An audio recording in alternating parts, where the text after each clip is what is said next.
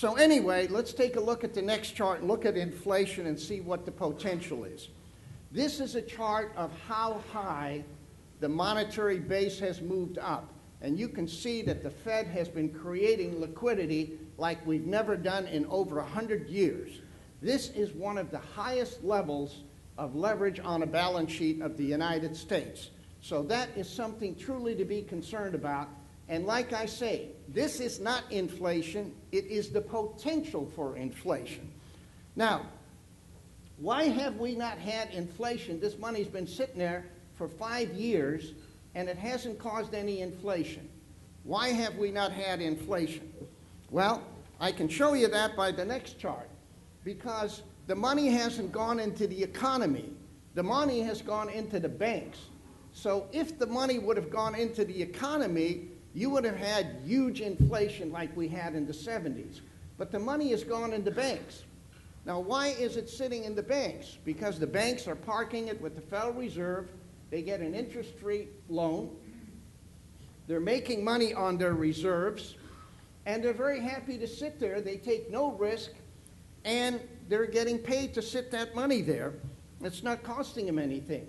Now, until that money goes into the banking system and through to the economy, you're not going to have inflation.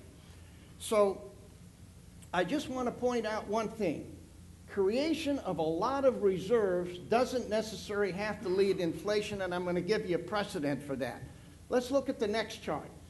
This is the experience of Japan in 1989, 1990, when they had a huge speculative bubble both in real estate and the stock market, and the Japanese created reserves like we've never seen anywhere in the world. This is 2.5 times what we have printed. So they printed 8 times. We have only done 3.2 times. They kept it in there, and then they drew it out.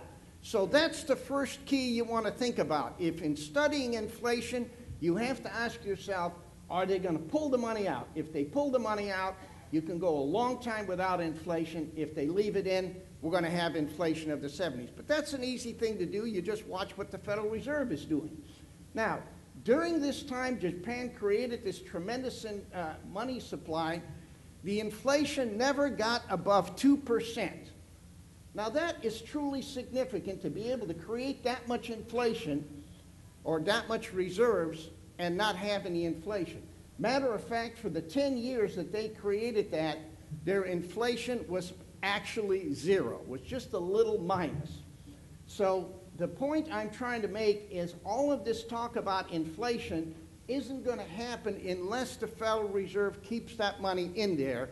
And I'm going to show you that they got plenty of time to move it out if that's what they want to do.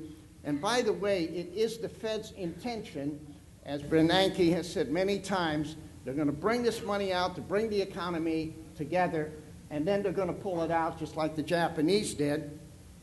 And if they do that, you're not going to have the kind of inflation.